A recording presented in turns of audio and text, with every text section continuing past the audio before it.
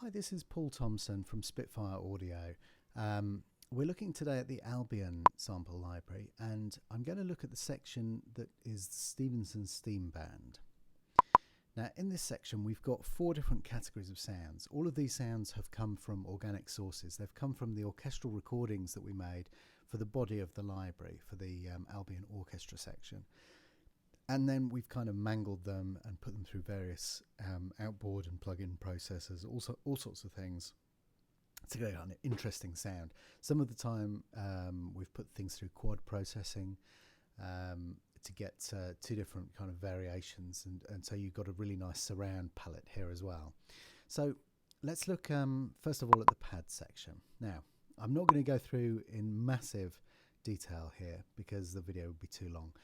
But I'm just going to give you a very quick selection of what you can kind of expect when you load up these sounds. So I'm just going to use one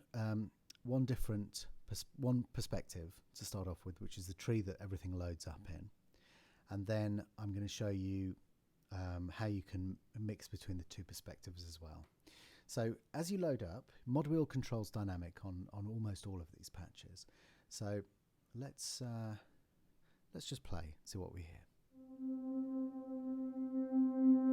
So I'll move the mod wheel up, and back down again. So this is a kind of, you can hear the kind of brassiness.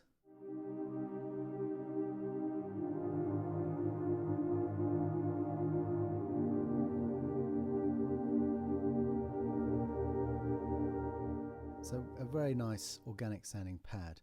If we put in the second perspective and just alter the balance in favour of that.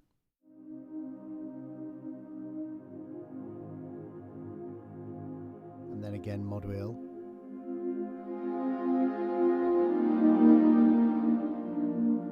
So you can hear there is a very significant difference in the sound between the T and the A mic. So we'll call them mic positions. And if you wanted to turn this into a surround patch, then you would simply load up 2 copies, and you would activate the T mic on the front one, and then you would have a separate stereo output set up in Kontakt, and then the second patch you send that to the second stereo output, so it comes out your back speakers, and then you would just load up the A, and then you've got a really fantastic surround pad. So that's one thing from the coalface section. Here's another one. Now I'll move the mod wheel again. So here's the quietest, and then if we push, I'm just going to pull the volume down a tiny bit because that sounds like it's going to go really loud. If we push the mod wheel right up,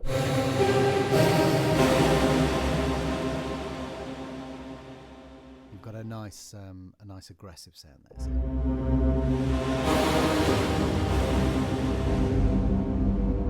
And then you can pull it back down again. So let's have a look at something else. Let's look at one of the Woodwind based ones. So we'll load up here. I'll just use the tree mic for this one.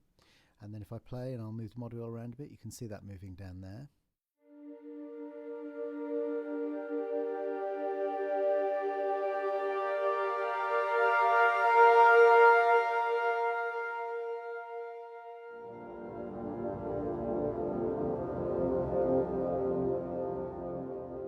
Now there is a control here for if you want to change any of the parameters here within.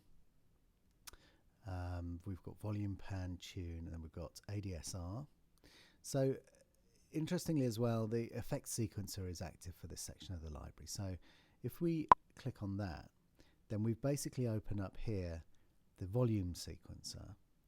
I can set that to be 1 bar.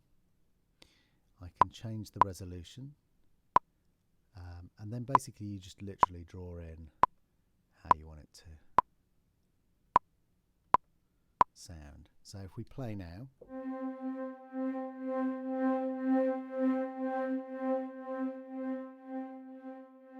you can hear, if we change the lag, we'll push that right up.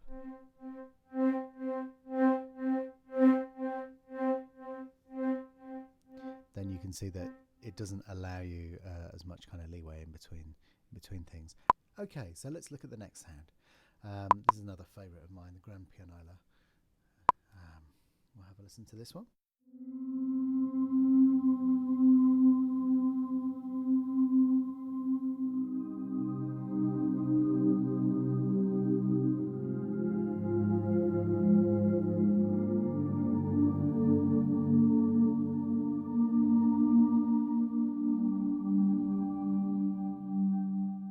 And then we'll have a look at Ropeworks. I think you can kind of guess from the titling what these are derived from.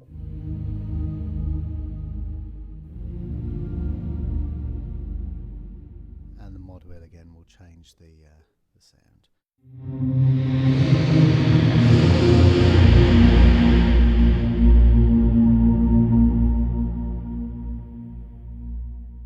So these really have a huge amount of dynamic in them. Celestian is also a fantastic sound.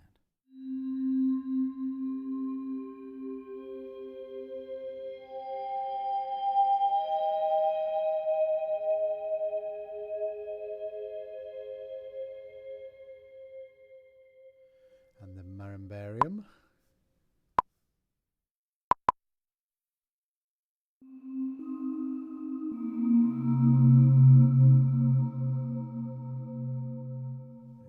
Stuff. Let's pull the volume down a little bit on this, and it sounds like this.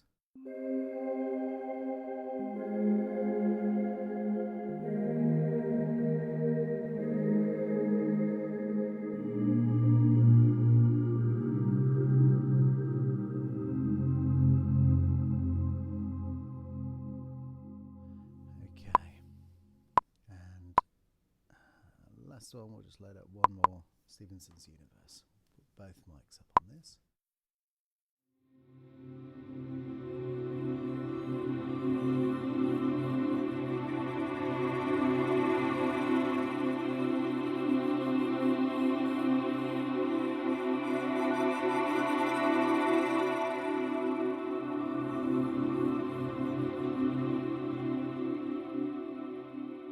So again, some really fantastic sounds. It's just literally holding one finger down, moving the mod wheel around.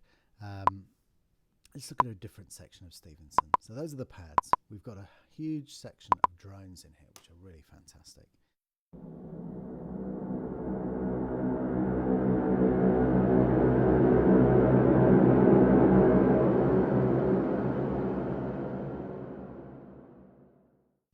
Okay, let's look at something else.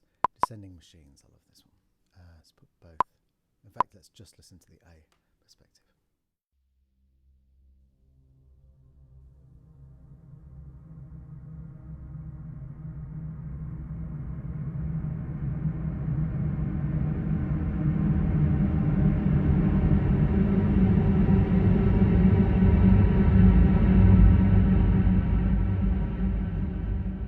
So some fantastic opportunities for sound mangling and sound design.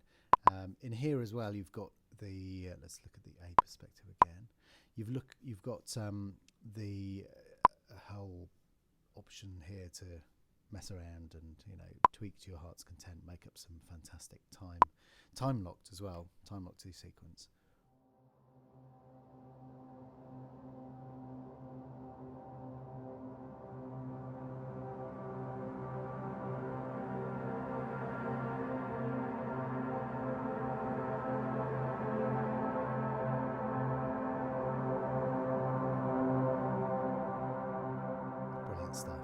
Stuff.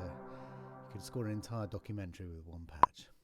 Okay, so let's have a look at the Hell Brass. Now this is one of Christian's favourite patches in the library. Here we go. It sounds like this.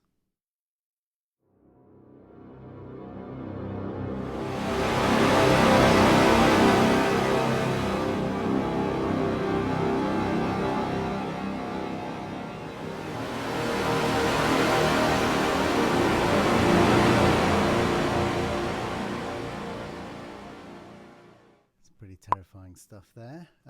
Obviously everything again editable. Let's have a listen to one more thing from here, and then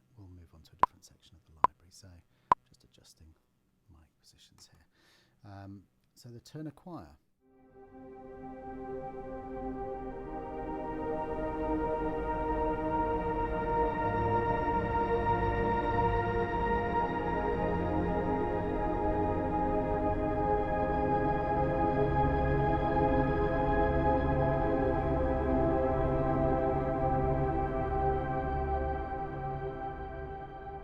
Okay, so that's the tenor choir. So let's move on. Steam Atmos. So let's go to Shipyard. I like this one. And we'll again alter the favourite the ambient channel.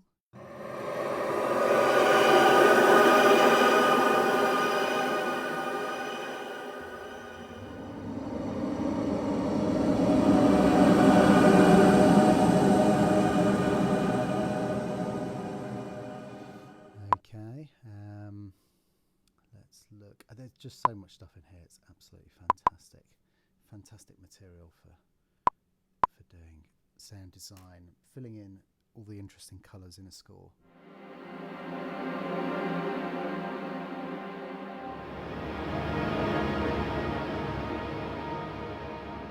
And the other thing to remember is that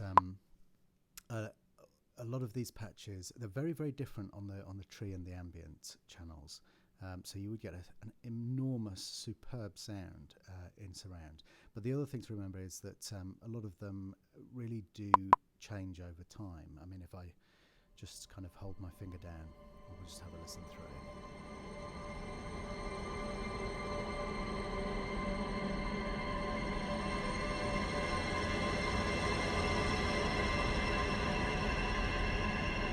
So you can hear the patch evolving. You get a huge amount of interesting colour coming and going. There's a lot of good stuff in there. I'm aware that I am kind of going on slightly, so but let's have one last quick. Now these are interesting because these are created from ostinatos, programmed ostinatos, which are then mangled beyond recognition. So I'll put both mic positions in for this, and let's just have a listen.